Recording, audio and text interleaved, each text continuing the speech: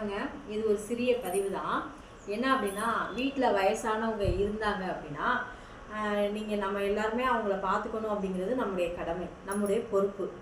ஆனால் அந்த வயசானவங்களே ரொம்ப முடியாமல் படுத்த படுக்கையாக இருக்கும்போது அவங்கள கவனிக்காமல் நம்ம கோயிலுக்கு போகிறோம் அப்படின்னா, அங்கே போய் சாமியை கும்பிட்றதுல பயனே கிடையாது. ஏன் அப்படின்னா, இந்த முடியாதவங்கள வயசானவங்க தவிச்சிட்டு இருக்கிறவங்கள நம்ம போட்டுவிட்டு யாருமே இல்லாமல் நம்ம போய் கோயிலில் போய் புண்ணியத்தை எப்படிங்க நம்ம தேட முடியும்?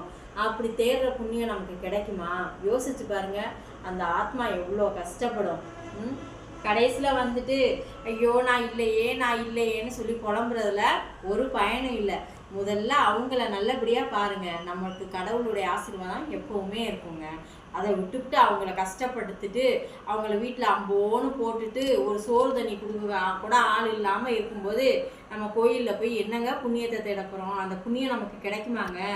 யோசிச்சு பாருங்கங்க. இதுவும் உண்மைங்க.